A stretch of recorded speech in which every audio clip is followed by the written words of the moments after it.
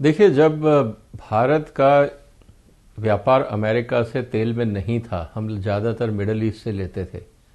और जब से यूक्रेन वॉर शुरू हुआ, मिडल ईस्ट में भी ईरान को लेकर, इजराइल को लेकर तनाव बढ़ा, तो अंतर्राष्ट्रीय बाजार में जब तेलों के रेट बढ़े, उस स्थिति के अंदर भारत की ये मजबूरी थी कि जाके रशिया से तेल खरीदे, क्योंकि हमें वहां से दो फायदे थे। एक तो तेल सस्ता मिल रहा था और दूसरा रुपी ट्रेड में हमें वो तेल मिल रहा था। अब ट्रंप साहब का एक तो एजेंडा बिल्कुल क्लियर है कि वो दुनिया में सबसे ज्यादा तेल उत्पादक और निर्यातक बनना चाहते हैं। भारत उनको बड़ा बाजार दिख रहा है, इसमें तो कोई दो राय नहीं है। लेकिन सवाल अब इस बात का है कि भारत क्या अमेरिका से महंगा तेल खरीदेगा, पहला सवाल। दूसरी जो बात सबसे बड़ी बनती है वो ये कि क्या अमेरिका भारत से रुपी ट्रेड करेगा या वो डॉलर में करेगा। अब ये दोनों परिस्थितियां भारत के हित में नहीं है। इसीलिए बार बार ट्रंप की तरफ से दबाव यही है कि आप रशिया से तेल खरीदना बंद करें और डॉलर में डील करें। और दोनों ही स्थिति में भारत सरकार कंफर्टेबल नहीं है, इसीलिए विवाद काफी बढ़ गया है। अब रही बात कि ट्रंप क्या जबरदस्ती कर सकते हैं। जहां तक बात है भारत की, प्रधानमंत्री जी ने कई बार इस बात को क्लियर कर दिया है कि हम राष्ट्रीय हितों को ध्यान में रख के कार्रवाई करेंगे। और ट्रंप का अपना ये कहना है कि मैं जैसा कहता हूं वैसा तुम करो।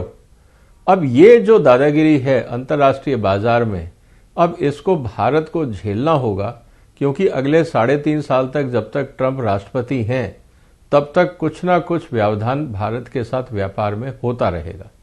तो मेरे को लगता है कि भारत सरकार एक दूरदर्शी पॉलिसी बनाएगी और इस समस्या से निजात पाएगी। सर, दूसरा सवाल कि ट्रंप के टैरिफ नीति का अमेरिका पर कैसा दुष्प्रभाव पड़ेगा। देखिए, जहां तक बात है अमेरिका के दुष्प्रभाव की, तो टैरिफ नीति का सबसे बड़ा जो खामियाजा होता है वो कंज्यूमर्स को उठाना पड़ता है।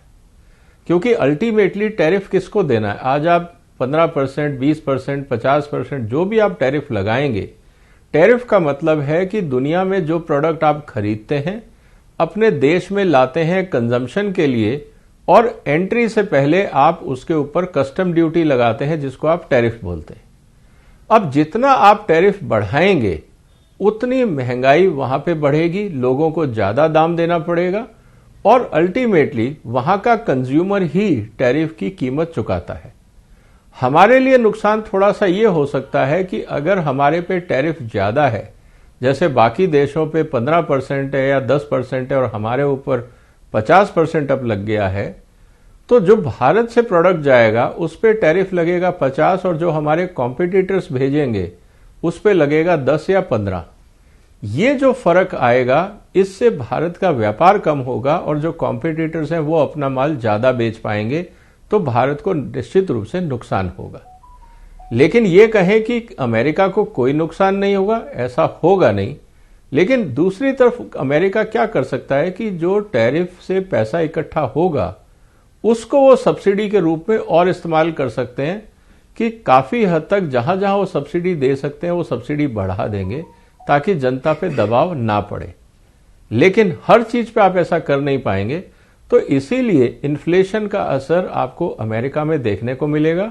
और वहां की जनता इस पूरी डेवलपमेंट को कैसे लेती है, अब ये तो आने वाले दिनों में जब वहां चुनाव होंगे तब उस पर उसका असर देखने को मिलेगा।